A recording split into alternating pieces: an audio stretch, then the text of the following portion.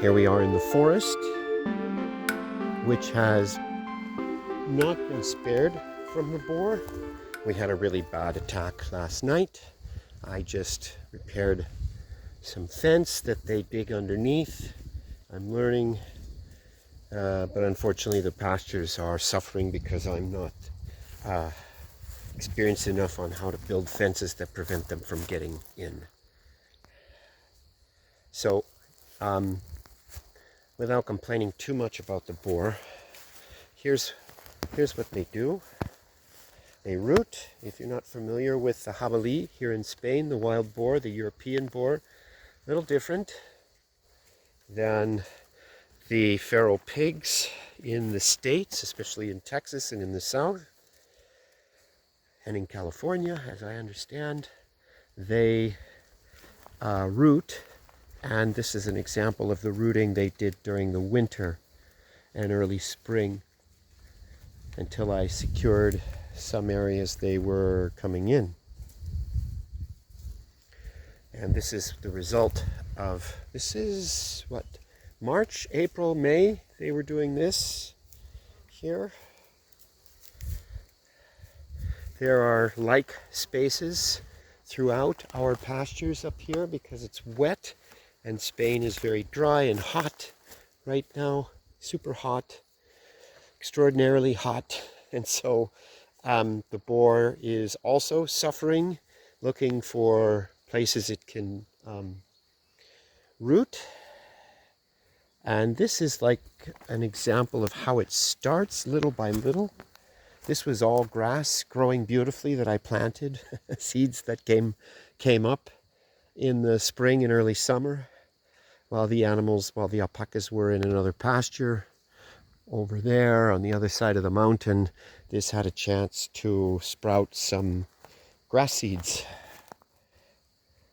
And slowly, day by day by day by day by day by day, as you can tell, they come in often, almost every night. They start in one small area and then they just expand and expand and expand and expand until they've taken whatever it is they think is here, and then they move to another space and do the same thing. So that's my sad story. It was very disheartening this morning to come and see that they had broke under a fence, through another fence, and did a bunch of damage in the pasture we call Zero. This is an example of what I'm doing. I'm now wondering if it's successful or not. This is a Freddy version of a dead hedge. On the other side of this is a space that they are super active, meaning the boar.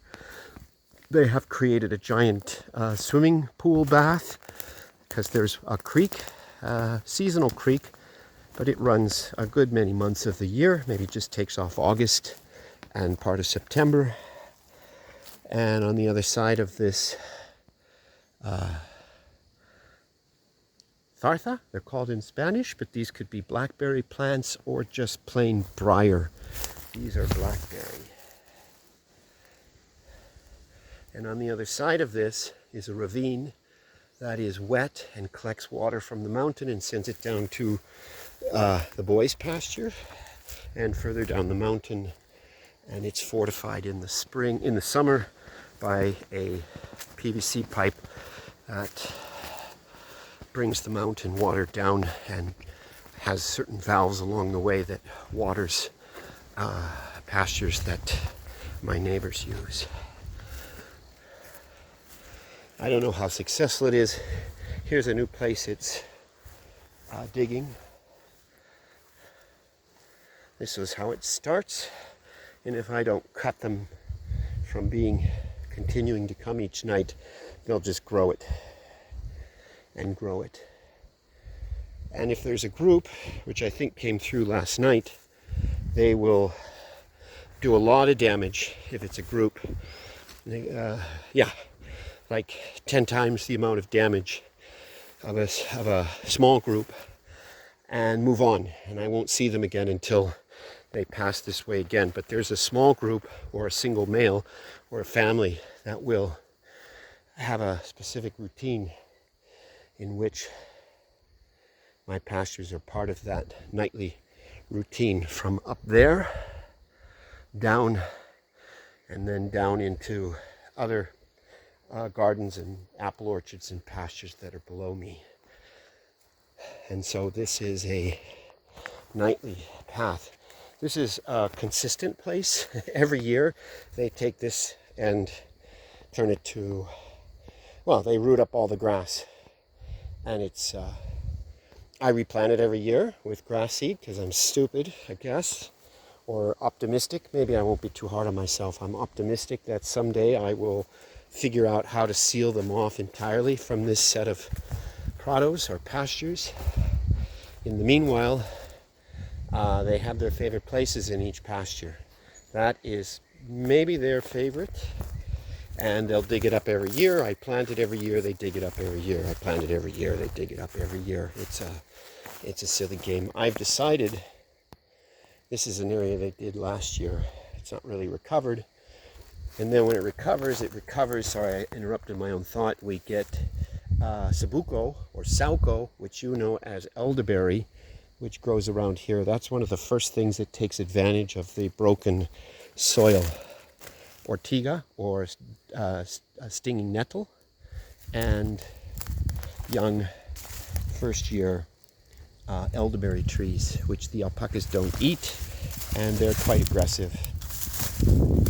And so I have to pull them out because their seeds are all over the place and they take advantage of the disrupted soil. Good. That's what's happening. It's a long one today, sorry.